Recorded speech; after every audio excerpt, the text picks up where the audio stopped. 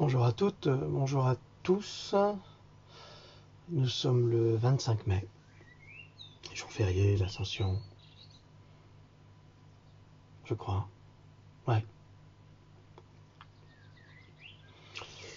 Je vais profiter de cet instant pour répondre à une personne qui m'avait fait un commentaire sur une ancienne vidéo concernant peut-on guérir le cancer. Puis cette personne est rentrée dans un délire absolument incohérent et m'a accusé d'être un danger public. Moi. Comme si c'était moi qui donnais le cancer. Il y a des gens qui sont cons, mais qui sont, excusez-moi d'être grossier. Je crois qu'ils ont rien dans la tête, mais rien. Ils sont en train de se faire mettre tous les jours, et ils aiment ça, ils en redemandent. Alors, primo, je donne le cancer à personne. Ça, c'est la première chose. Et que ceux qui contaminent par le virus du cancer les cancéreux, la plupart du temps, sont les mêmes responsables qui font semblant de leur faire croire qu'ils vont les guérir. Alors, c'est pas à moi qu'il faut s'adresser, hein, du con. C'est pas à moi que tu dois t'adresser. C'est à ceux qui rendent malades les gens. Et ceux-là, nous luttons tous contre eux.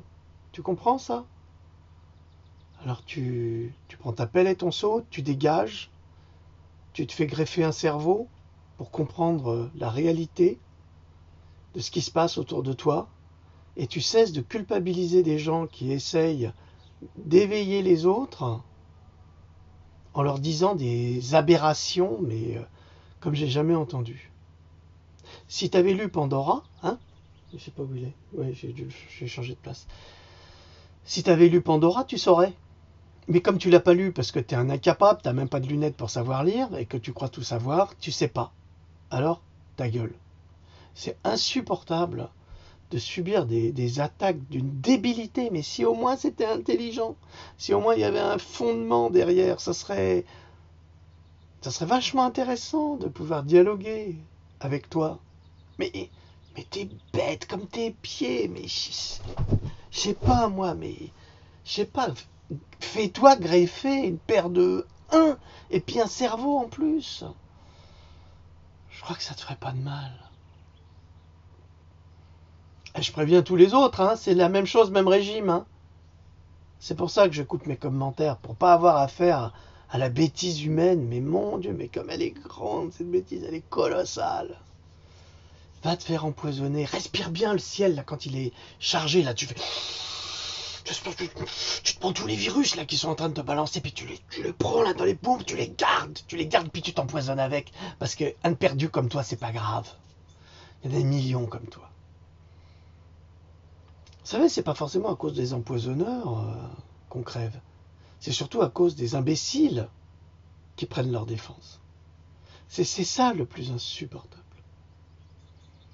Ah, j'avais dit que je vous lirais un passage d'Axel Munthe. Peut-être après. Alors, je remercie tous ces contacts qui me demandent en ami. C'est très flatteur, je dois vous avouer, j'ai pas trop l'habitude. Mais je vais vous demander une faveur, toute petite faveur. Essayez de m'envoyer un MP, d'abord un MP. Des langages informatiques comme ça fait classe. Un message personnel à partir de Messenger pour que j'apprenne à vous connaître un peu, parce que je ne vous connais pas, vous me connaissez. C'est juste un échange de dialogue. Je réponds en général. Alors aujourd'hui, je vous ai écrit un texte. Bon, j'ai commencé hier soir, bien sûr. Taisez-vous. Non, pas vous, c'est le texte. Et puis j'ai un ami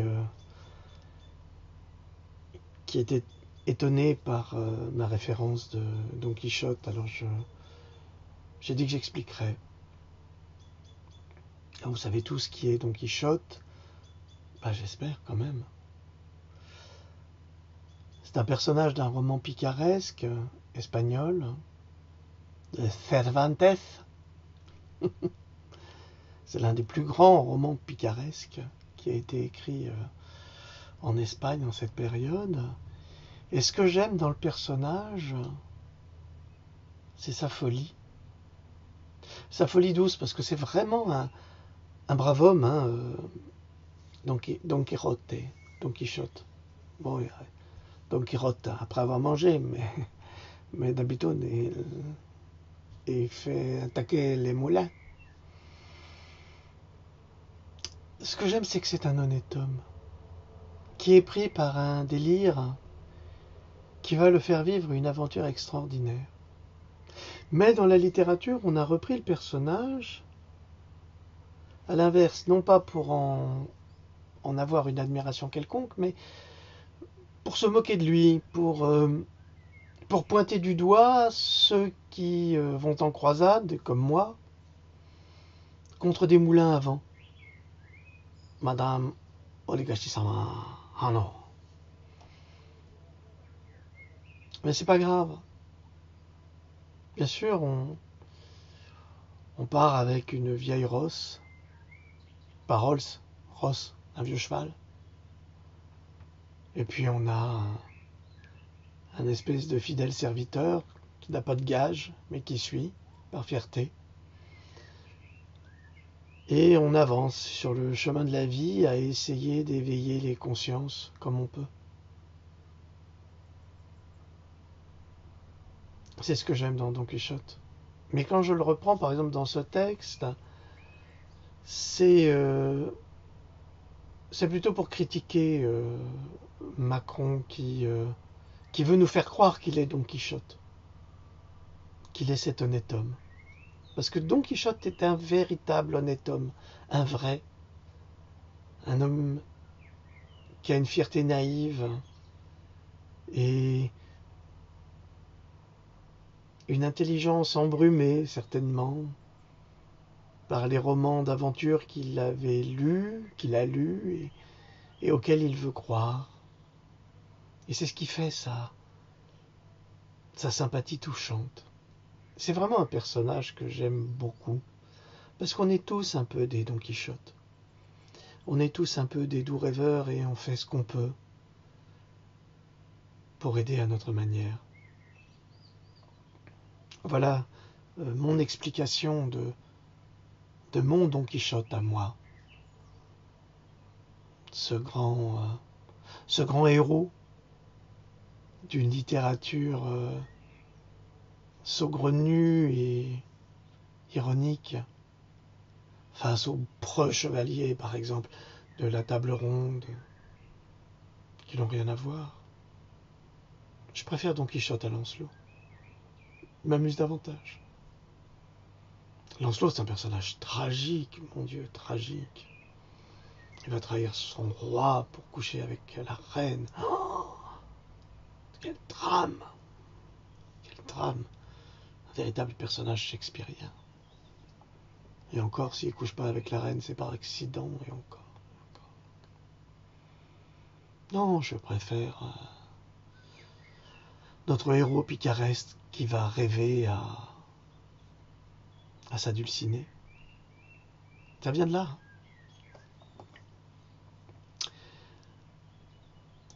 Je crois que vous avez vu en grande partie la vidéo que nous avons fait avec mes amis Marc Gray et Sofiane.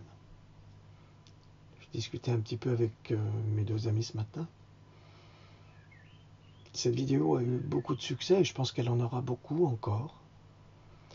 Vous avez découvert, bon Marc vous le connaissiez sans doute, hein, pour ceux qui s'intéressent à tout ce qui est ufologie extraterrestre. Marc a une connaissance extrêmement importante sur ces sujets ainsi que sur les projets de manipulation de la CIA. Enfin, je sais que il est passé à la télévision chez une ancienne animatrice qui fait des shows d'une qualité, d'une médiocrité exemplaire, et qu'il y avait été avec beaucoup d'honnêteté comme il est, et qu'il est tombé dans un traquenard, mais vraiment un véritable traquenard. Et on l'a ridiculisé. Ça m'a fait beaucoup de peine pour lui parce qu'il ne méritait pas ça. Parce que quand vous connaissez Marc Gray, il a beaucoup de choses à vous apprendre, et il est très modeste, et c'est un être humain. Et je suis fier d'être son ami. Ouais, j'ai un très bon ami, Marc. Et Sofiane, qui est un homme extraordinaire, en toute modestie et plein d'humour, malgré son infirmité. Et c'est un garçon qui a un savoir livresque, une connaissance, une réflexion. C'est pas quelqu'un qui lit un livre. Moi, j'avais un oncle, il s'appelait Bandi, il était hongrois. Bandi Székely, c'est comme on dit en hongrois, ça veut dire Székely, ça veut dire de Transylvanie, ça veut dire hongrois de Transylvanie. Il vivait en Australie avec ma tante et leur fille. Et Bandi était un homme extraordinaire. À 70 ans, il avait repris ses études de psychologie. Il était devenu psychologue.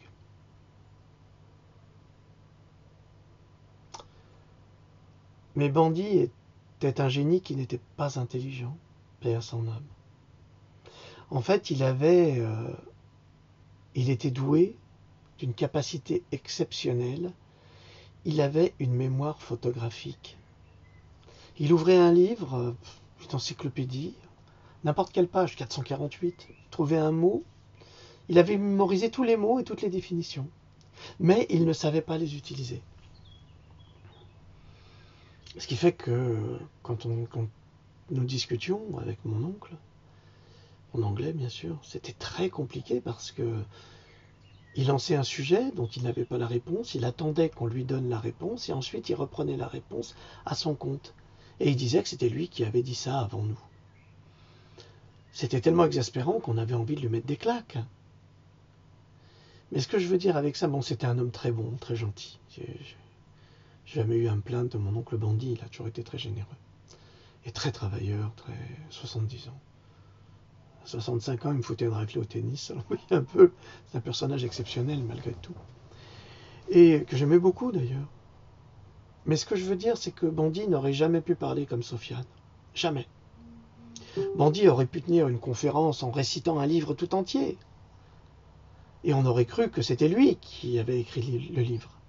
Mais Sofiane, au contraire, il lit une bibliothèque et puis après, il fait une synthèse dans cet esprit génial qu'il possède et puis il analyse et il sort. Et comme vous l'avez constaté hier dans cette magnifique interview de 3 heures, c'est un garçon qui est phénoménal et qui mérite votre amitié et votre soutien.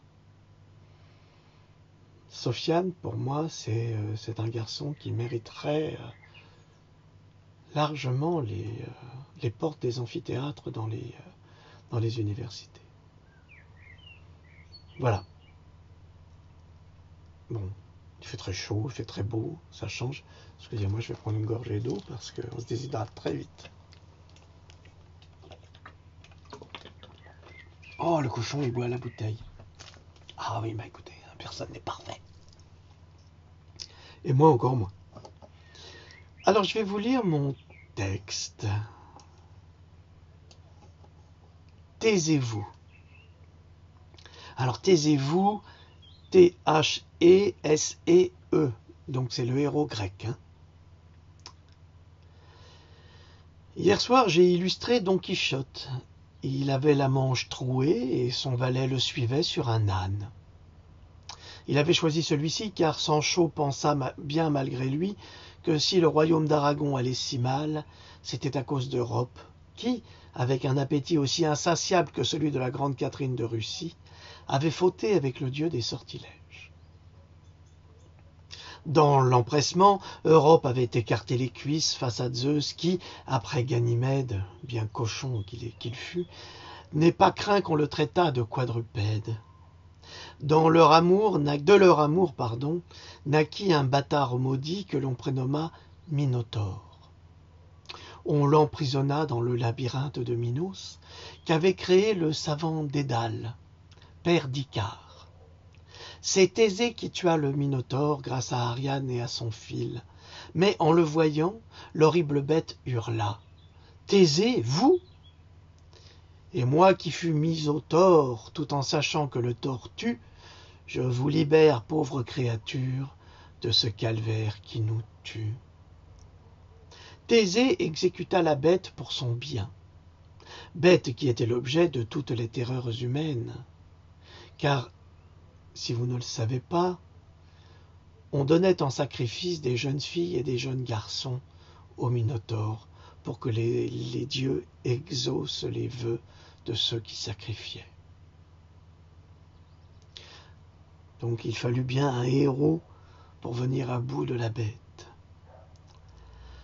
Pauvre Don Quichotte avec sa roussinante, comme se mit errant sur les routes, suant sang et eau, sous une pauvre cuirasse, le cœur en pelote face à la beauté vieillissante de sa Dulcinée du Toboso. Son errance est celle de la France, à présent, qui cherche à abattre le géant Caraculiambro, trépassé depuis longtemps. Mais cette France du souvenir ne sera jamais celle de l'avenir. L'avenir du petit Bokassa, petit nain imposteur, n'est pas le nôtre. C'est celui de Madame Oligashi-sama qui s'acharne à détruire notre pays. Il ne connaît pas plus la France que son peuple, en dehors de sa tour d'ivoire, de ses suppôts de Satan qui le conseillent et le Grand Orient, des transactions bancaires. Il ne connaît rien à la souffrance du peuple, et du peuple il s'en fiche comme d'une guigne.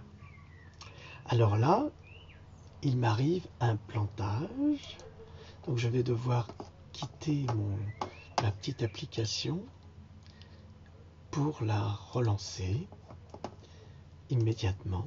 Je vous prie de bien vouloir m'excuser. Ça ne m'était pas arrivé depuis longtemps, mais parfois les conflits d'extension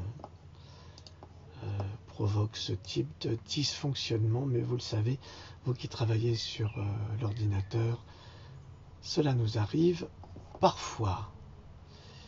Ouh là là là là là là là là, tous ces textes qui remontent à la surface et qui ne sont pas ceux que j'attends ici.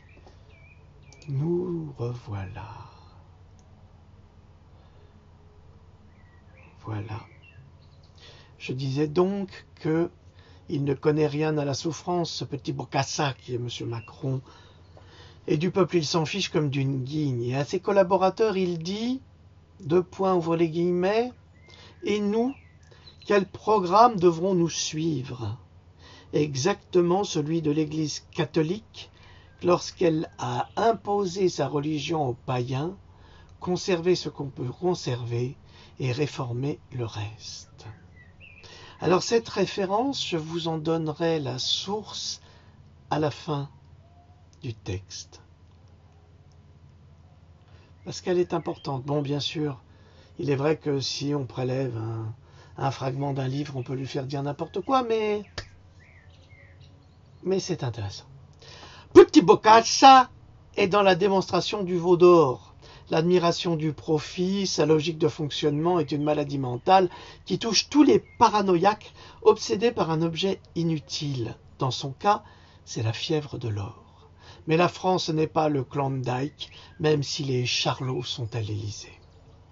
Petit Bokassa a décidé, après l'attentat de Manchester, l'état d'urgence est prolongé jusqu'au 1er novembre 2017, en attendant qu'il prépare son prochain attentat. Enfin, pas lui, mais Madame Oligashi-sama, pour le reconduire à nouveau.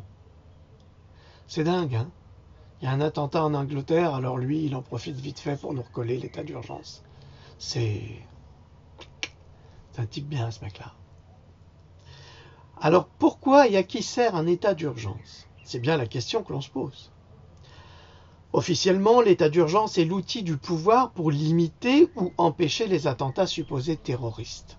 Évidemment, malgré l'immense organisation de l'état d'urgence, malgré la surveillance des criminels terroristes systématiquement abattus, les attentats se perpétuent sans la moindre entrave des services de renseignement, et ce, malgré le perfectionnement de la surveillance audio, vidéo, Internet, téléphone portable, et malgré cela, les terroristes sont toujours agissants. Pourtant, un terroriste ne peut même pas aller couler un bronze sans que les services de renseignement le sachent. Alors, Serait-ce un aveu d'échec? Un aveu d'incompétence peut-être? Ou un mensonge éhonté pour dissimuler les véritables intentions du pouvoir, celle de voter des lois si perverses contre le peuple qu'il ne pourra pas même les contester, et surveiller les citoyens de ce pays qui croient encore que la France est une démocratie.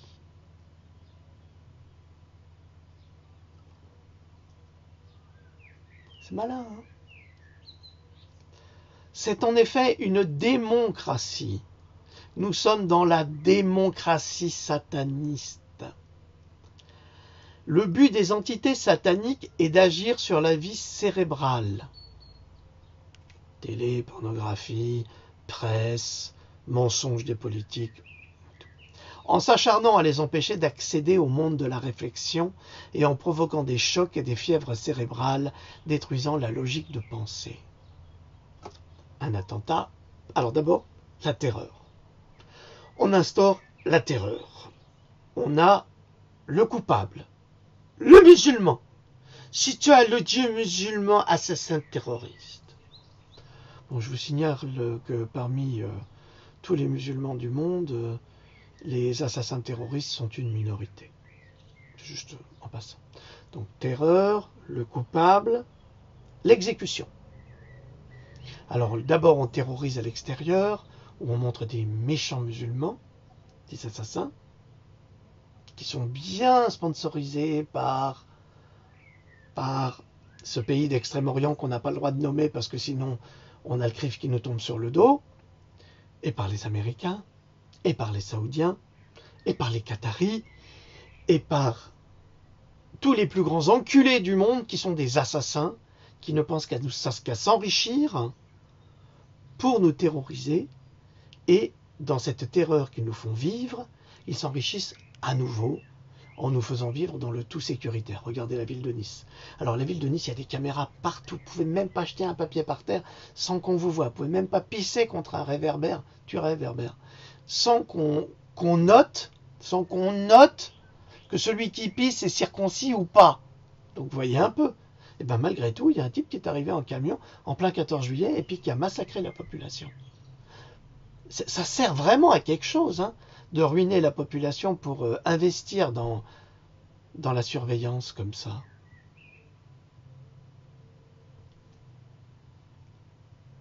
C'est vraiment pour surveiller et punir ou Michel Foucault, hein, ou c'est juste pour surveiller la population qui risquerait de prendre conscience de la réalité et qui pourrait se révolter contre les enfoirés qui nous gouvernent?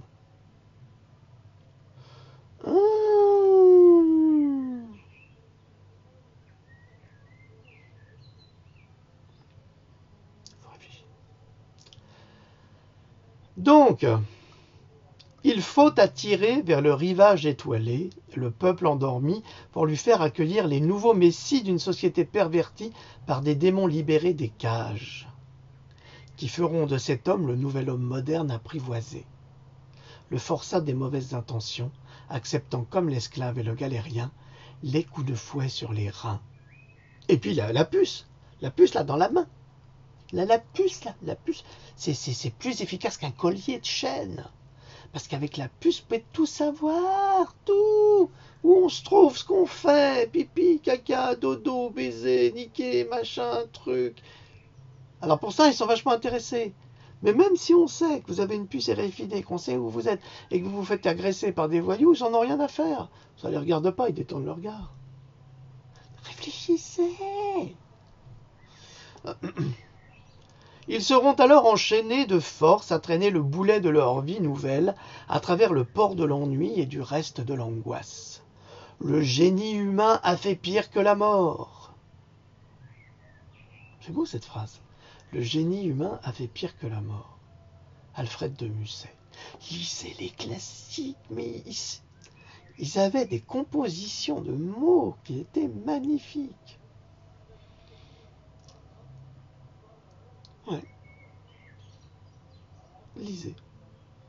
Eux qui aimaient jadis leurs pensées sont rendus criminels par les dominateurs de l'Élysée qui souhaitent les affranchir du passé, de l'évolution de l'humanité, de leurs repères culturels et sociaux, afin de détruire en eux toute appartenance à un groupe social et humain, et pour les transformer en esclaves de Satan, ne vénérant que Satan, jeune cadavre vivant. Est-ce que vous réalisez qu'ils sont en train de faire de vous des zombies Imhotep? Ça vous dit rien, la momie? Il faut préparer les citoyens à une nouvelle vie citoyenne, par la confrontation à une nouvelle société construite sur des notions modernes qui détruisent l'héritage du passé. Ils seront citoyens sans penser à l'être. Génial ça. Ils seront citoyens sans penser à l'être. Oui, c'est de moi ça. C'est pas grave. Agissant sans lever le petit doigt, pour laisser les autres agir en leur nom. C'est super malin. Vous êtes citoyens. Donnez-nous vos voix. Nous agirons pour vous. C'est ce que ça veut dire. Mais ils agissent contre nous. Tout le temps. Alors, Asselineau, il faut les contrer. De toute façon, c'est le seul qu'on ait. Alors, vous abstenir, ça sert à rien. Vous l'avez bien vu, hein. Il y avait 70% d'abstention, 30% de personnes ont voté. L'autre, il a eu 66% sur 30%, c'est zéro. Hein.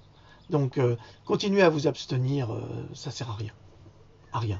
Parce qu'ils en profitent, je vous l'avais dit, je l'avais écrit, je vous l'avais dit.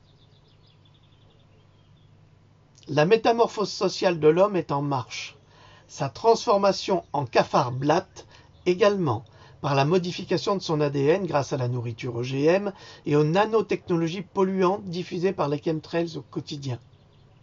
J'ai un ami qui m'a dit, mais on leur dit de regarder le ciel, mais ça leur fait mal à la tête.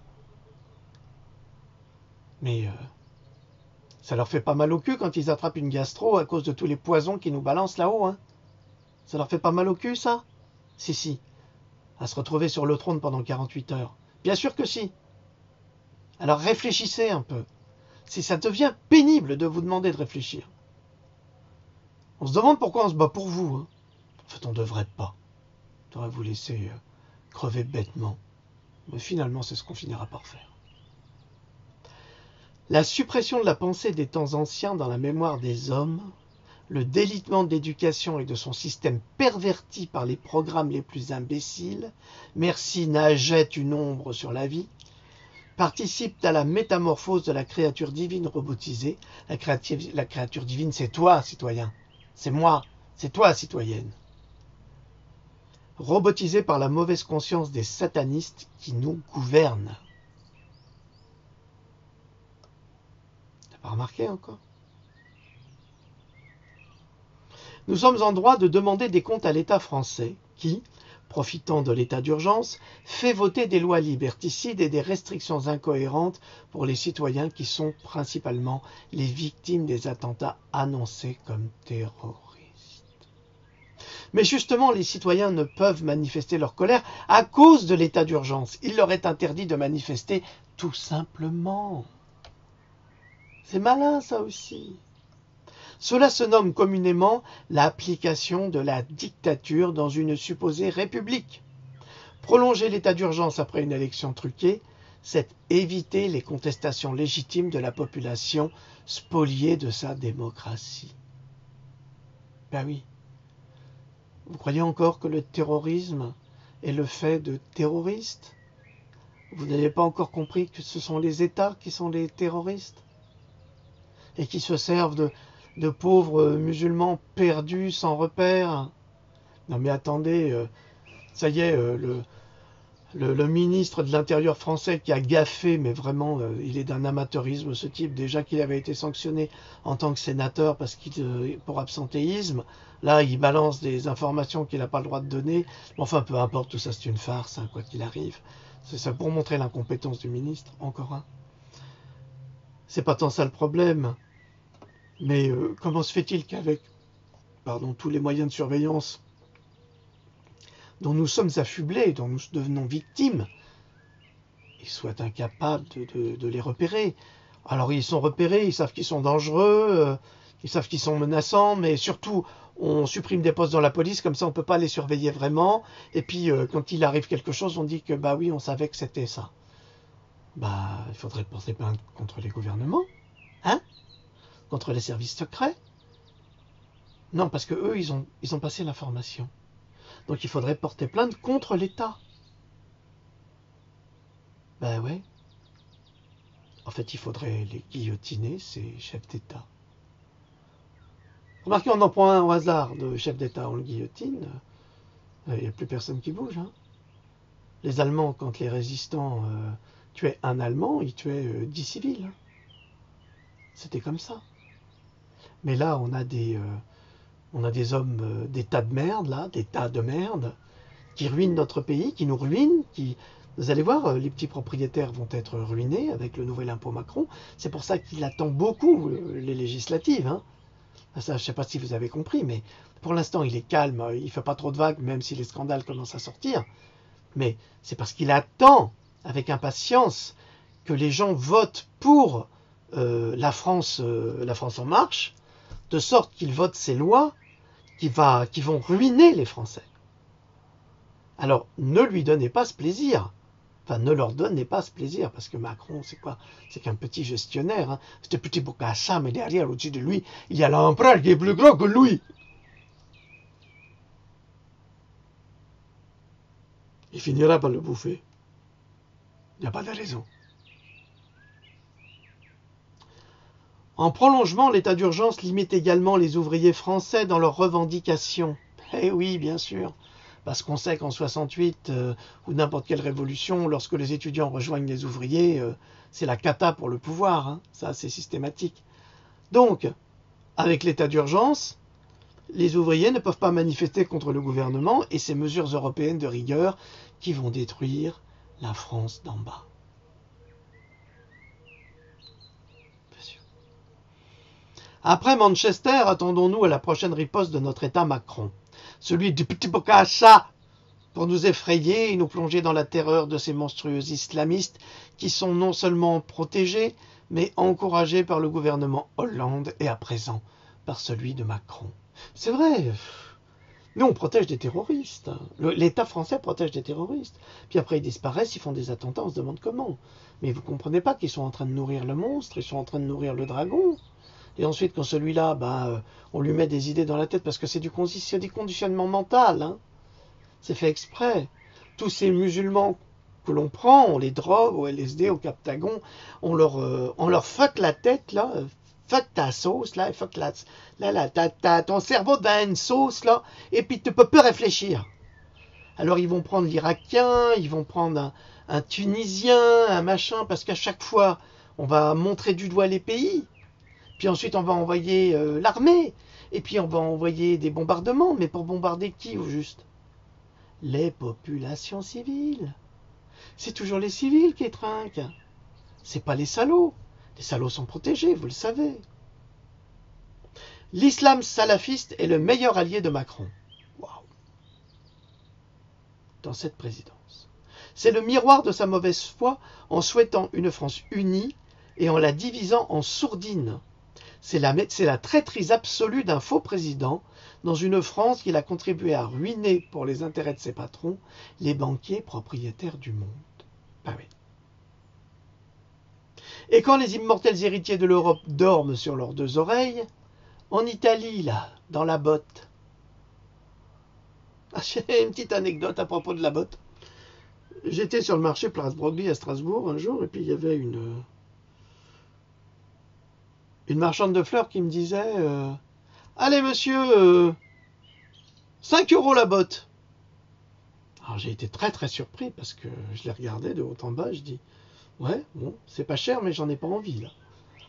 Alors évidemment, elle n'a pas compris, mais dans le vieux François, la botte c'est combien la passe. Et cette dame qui me proposait la botte, en fait, elle me proposait, elle faisait du racolage. Ah, elle savait pas qu'elle faisait du racolage. Ben, j'ai bien rigolé. Et quand les immortels héritiers, pardonnez-moi cette incursion de souvenirs, de l'Europe dorment sur leurs deux oreilles. En Italie arrivent par milliers chaque jour des migrants d'Afrique subsaharienne.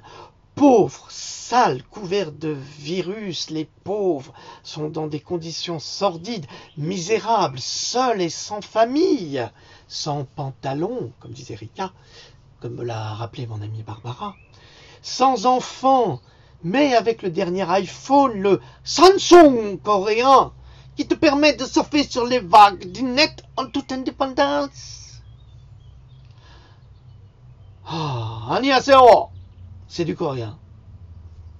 Soldats de la conquête silencieuse qui n'ont rien à perdre, mais qui ont tout à gagner, au contraire, dans cette vieille Europe ruinée par Madame Oligashi-sama, qui a davantage à gagner dans une guerre civile que dans une paix tranquille. C'est fini. Ne croyez plus que vous vivrez paisiblement. C'est terminé. On attend 50 millions. 50 millions de migrants. Imaginez. Une Américaine a déclaré sur une chaîne américaine, une journaliste, qu'elle était dans un hôtel à Paris et qu'il a fallu faire 3 rues pour qu'elle rencontre une femme blanche. Ce n'est pas des racismes, c'est un fait. Taisez-vous, association de Soros, de la CIA, LGBT, je ne sais pas, allez bêter quelque part et foutez-nous la paix. Laissez-nous prendre conscience de ce qui va nous arriver. C'est la moindre des choses. Ils vont nous dévorer. Laissez-nous voir à quelle sauce ils vont nous manger. Les derniers défenseurs de la démocratie tomberont en guerriers face à cette armée des ombres qui conquiert graduellement les trottoirs des grandes capitales dans le rythme doré des pires intentions développées par les ordures qui occupent à présent les postes clés de notre palais de l'Élysée. Nous vivons une époque formidable. La citation tout à l'heure que je vous ai donnée est une phrase qu'avait dite Adolf Hitler, que vous retrouverez dans le livre d'Hermann Rauschning, Hitler m'a dit, page 93. Vous voyez, moi j'ai des références. J'ai l'air de parler dans le vide, mais j'ai des références. C'est pas la peine non plus d'étaler sa culture comme de la confiture. Ça sert à rien. Alors, qu'est-ce que j'ai vu? Oui, cette bonne femme, là, la féministe qui dit qu'il faut agrandir les trottoirs de Paris. Je sais pas, j'aimerais lui dire, espèce de... C'est pas les trottoirs qu'il faut agrandir. C'est le respect de la République et des lois de la République. C'est déjà accueillir ces gens dans de meilleures conditions, au lieu de les laisser crever comme ça et de les laisser livrés à eux-mêmes. Il n'y a rien de pire qu'un homme qui traîne, qui boit, qui fume, qui se drogue. Il n'y a rien de pire que ça. Mais l'État français est complice de tout ça. Il laisse faire, alors que la population qui paye ses impôts, qui travaille comme une bonne imbécile fidèle, enrichit ce monstre qui laisse les autres monstres mal agir. Les commerçants n'en peuvent plus. C'est ce que disait un commerçant qui est à Barbès, qui, quand il sort un petit peu trop sa marchandise sur le trottoir, se fait verbaliser, mais devant chez lui, les trafiquants de drogue vendent, les gens se font agresser, piller, voler, enfin bref, la totale. Mais là, les flics, ils disent rien. C'est ce que disait Sofiane dans notre interview. Et les petits malfrats des cités qui vendent de la drogue, ils comprennent pas. Ils savent que les flics sont là, qu'ils les surveillent, ils vendent de la drogue et les autres les arrêtent pas. C'est pas le fait de vendre de la drogue, c'est pas ça. C'est pour montrer qu'en fait, tout ça, c'est une farce. C'est une farce. Et monsieur Macron, ben c'est le valet de cœur, là. C'est le valet de la farce. C'est Tartuffe l'imposteur. Je sais pas comment vous faites pour être aveugle à ce point, pour ne pas voir la réalité, mais vous attendez quoi au juste? Que dans le 18e, ils violent toutes les femmes qui décident de le faire, qui violent les enfants. Il n'y a plus un seul enfant dans un square. Alors déjà, la ville, Paris, elle est hyper polluée, pas seulement par par les gaz d'échappement, hein, mais par les chemtrails. Hein. Les gosses, ils sont verts. Hein.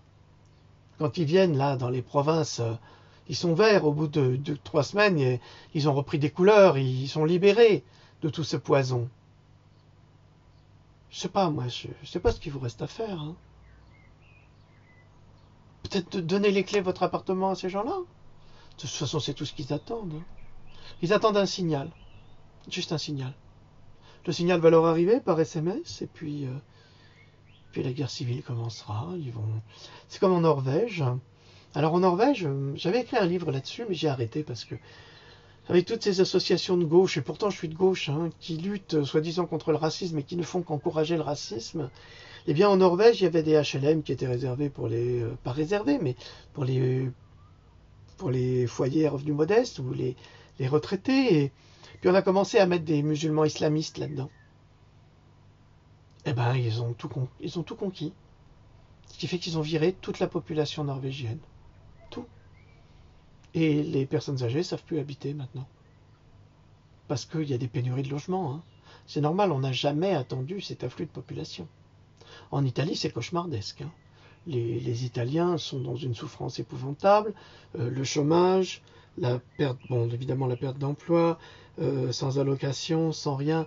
Les voilà qui dorment dans la rue, sous des tentes, dans des conditions sordides. Alors que, évidemment, ils se plaignent que les migrants, eux, on les met dans des hôtels, ou alors on les met dans des gymnases où ils sont hors d'eau, hors d'air, le gîte et le couvert, alors qu'eux n'ont rien et qu'ils ont cotisé toute leur vie. La question n'est pas de dire ouais, c'est dégueulasse qu'on donne ça à ces gens-là et pas aux autres. Non. La question, c'est qu'il faut une égalité pour tous. Qu'il faut être capable d'accueillir ce flux migratoire dans des structures qui peuvent leur donner de la dignité et surtout les soigner. Parce que nombre d'entre eux, et ça c'est les Hongrois qui l'avaient déclaré, sont atteints de maladies très graves qu'on ne connaît même plus en Europe. Je parle de tuberculose, je parle de syphilis, je parle de sida, je parle de lèpre. Je continue? Non. Non, ça va. Moi, j'en ai dit beaucoup, hein. Je crois que Axel Munthe, ce sera pour un autre jour. D'accord? Salut!